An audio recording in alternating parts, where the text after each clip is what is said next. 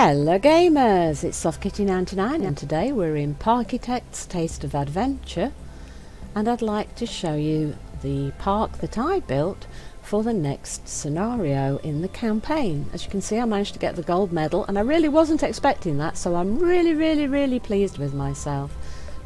Can you follow me, Mr. Rocket Ship? I love this planet up here. It's kind of all glowy from the sun, like it's molten. I love the rocket ship follows you. So we've got this big sawmill, which is a really pretty building, and this island with the water falling off the end. The scenario is Timber Creek. A very small plot of land nearby a rustic sawmill provides a charming location for a few roadside attractions.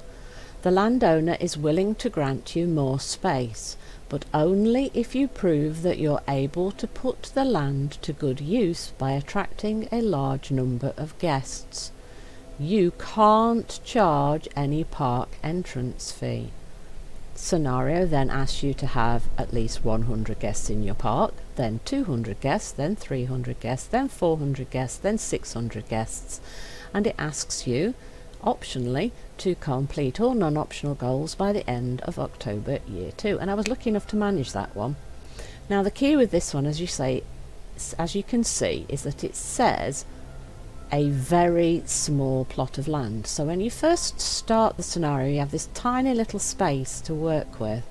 So what I did was I'd added a coaster and a small, very compact food court for the guests, and then tried to add a few flat rides in as small and tightly compressed space as I could to utilise every little inch of space that we got and to try and have a big range of rides. So I had to make sure I got a coaster that with quite a decent excitement rating, and then a calm ride, and then a thrill ride, and then something that's classed as a thrill ride but maybe not quite as great. So you want to try and build a big balance of stuff, really compact, make the whole thing look really good, attract your guests, and then when you get 100 guests then you get a bit more land, and then again you've got to think carefully about how to use that bit of land, and then when you've got 200 you get a bit more land, and then 300 more land and more land until you have to have 600 in the end. But the point is, as it goes through, it doesn't show you where each of the expansions is going to be. It only has like the buoy type markers where the next expansion is going to be. So when you first play through, you've got no idea where your next expansion is going to be, so it makes it a bit difficult to plan. Sometimes you'll find that it adds in a location where you're not expecting it, and if your coaster's kind of blocking it off, then your paths end up being in weird directions to try and finish it off. So I was really surprised when I managed to finish this scenario. So this is the building with your goods in department where you start with the scenario. And you can see it's kind of a rustic sort of semi-Bavarian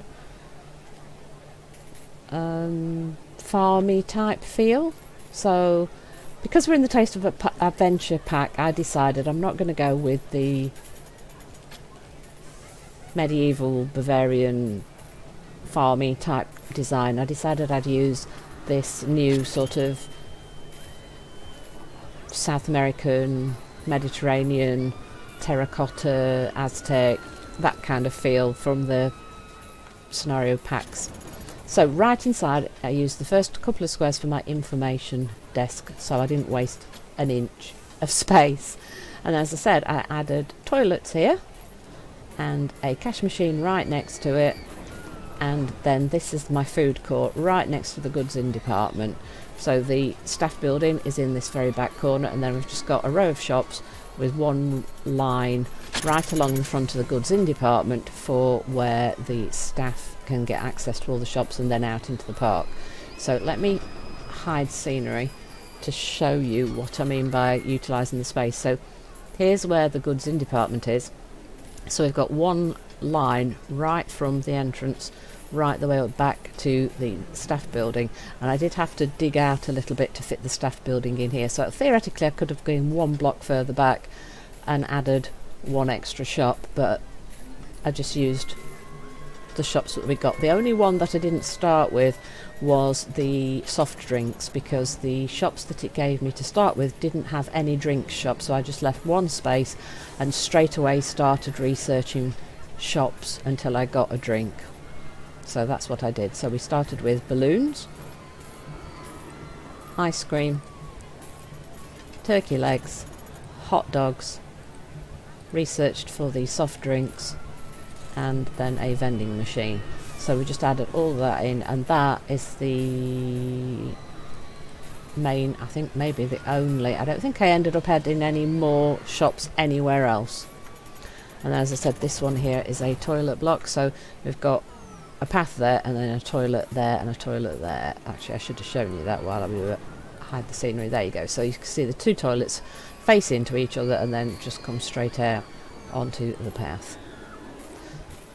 So the land that we started with stopped kind of where this chain link fence is here, cut right in close here. So this coaster basically, when I first built it, was right up to the edge of the park that we started with. Now when I say built, it's not one that I built. This one is a plan from in the game, because this scenario didn't ask us to do it without building using plans. So I used the head rush, which is, if I can remember which it is, I think it's the monorail coaster. Yeah, so monorail coaster head rush. So that's the design, and of course I built it without scenario, so it's that one there. So with an excitement rating of 80, intensity of 64 and nausea of 28. So I plopped that one in because it just fit in at this side of the path. It just fit quite nicely, and then I've used this Aztec style of build, so it kind of looks like we're semi on a pyramid. So we come up the steps, and then we've got the flat section, and then we've got a tall section. So here's the exit, and then you come in through here, go underneath and up and round. Let me drop scenery again so you can see where my queue goes. So you come in underneath there, come up some steps, come up and round, and then go on there. So that's how that works. And then over here, what we first started with is a little small section of space here. So I built the Ferris wheel right up against the edge again. So you see where this line of foliage is? That was the edge of the park right behind where this foliage was. So I had one row of decorative foliage and then the Ferris wheel. So you come in here and then out right next to it and down a set of steps there. And then we've got the clockwork, which is one of the new designed builds from the new park Taste of Adventure pack. That's one of the new rides. I love this one. I think it looks really, really cool. Just love the way it looks with all the clockwork, and the fact that although you know none of the arms are actually going to hit each other, when it moves you actually feel like they're going to hit each other. And I bet if you're riding it, I've never had a chance to ride one of these, but if you're riding on it, I bet you always feel like you're going to hit somebody, so that makes it really fun. So that one again, the exit is right there onto where the, oh look, we've got a bad guy, ban you and throw you out. We don't want no vandals in our park. And then the queue is here, and that's right next to the coaster.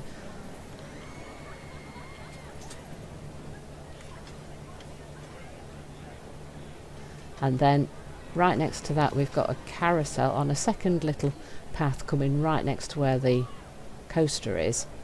I built a second path coming in this direction, and we built a carousel off that and a top scan off that as well. So as you can see what I meant by, and that was all the space I had when I first started. That little section there, that was it.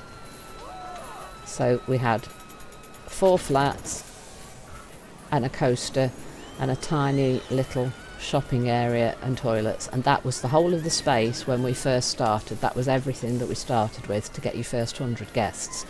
And then it expanded a little bit in this direction, so we had enough space back here for another coaster. In this case I've got a spinning coaster that I put in, and this one I did actually build myself to try and make it fit the space. And And again, I don't think I've done an awful job. I think it's turned out quite well. Let's follow it. Oh, no, follow the one at the top of the hill. Right, so you come up and go down and spiral around, and they spin quite well actually, so I'm quite pleased with that. Block brakes maybe not in the best spot for the ride itself, but as I said, I don't have a lot of experience in that one. So, and then when you get going again, we've got another spiral. Because we had such a small amount of space, I'm really pleased with what I managed to fit in there.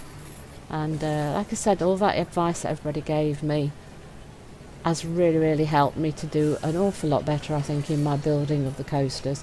And considering how small an amount of space I had to work with, I'm really proud of that one. So there it goes. That's maybe not the smoothest start there, but it works okay.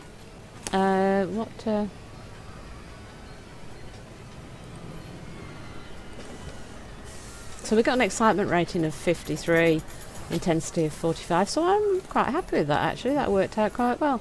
And then that just managed to add the exit right next to the carousel, so I just managed to sneak that in there. And then the entrance is at the end of that, of an extra path that I've added in at the other side of these. As you can see, every time they extended a little bit, I've kind of got another walkway to get you into the next section. So extended it by adding another walkway to minimise the amount of space we lose, you see. So we've got this coaster up here, this spinning coaster, and then just down here we've got another coaster.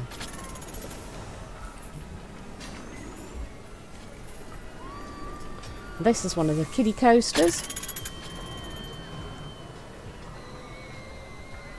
It's got quite a nice little queue for it, to be honest. So it goes... Oh no, that's the exit. So right, so you exit the station in this direction.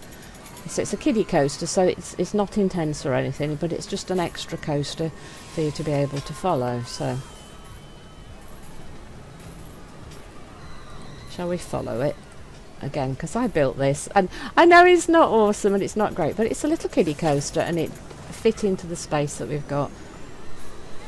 And there, I managed to leave a space in the middle here to be able to add a ride a bit later on. So once we'd managed to research it, I then added the drop tower into the gap around the mini coaster. And I wanted these two coasters to interact, so I wanted it to go underneath the lift hill for the spinning coaster, just so the two could interact. So that's the most thrilling bit of it, probably the spiral there. But as I said, it is meant to be a children's coaster, so it's not meant to be too exciting, but I just wanted an extra ride in there if I could fit it. And again, I wanted to practice building my coasters because I've not done a lot of that before.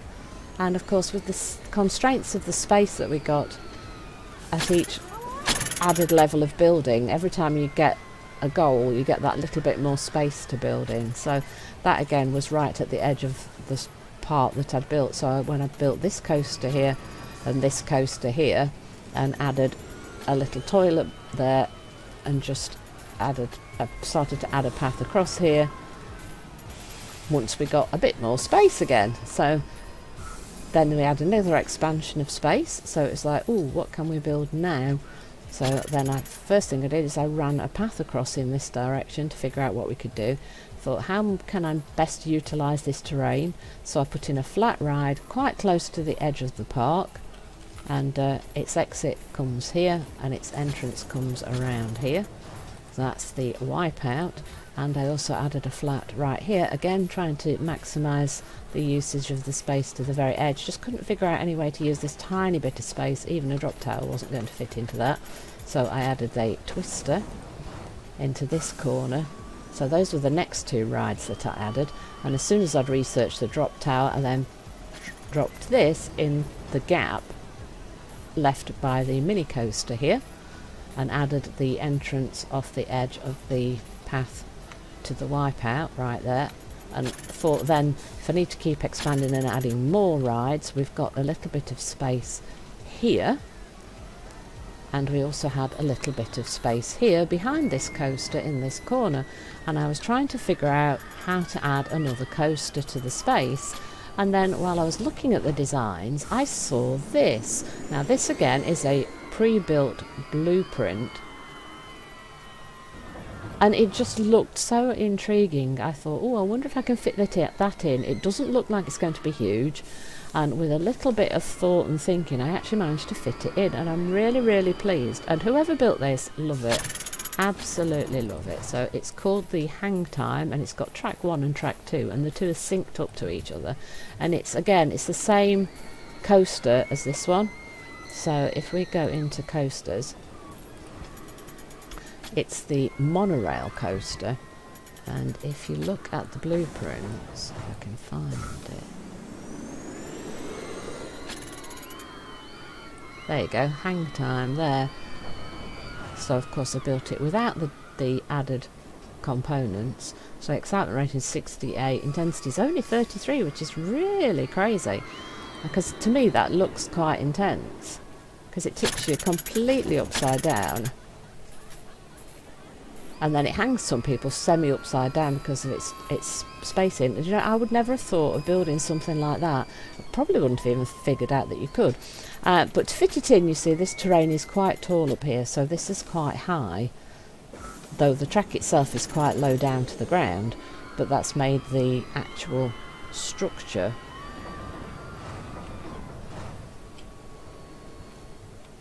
really high up here, you see.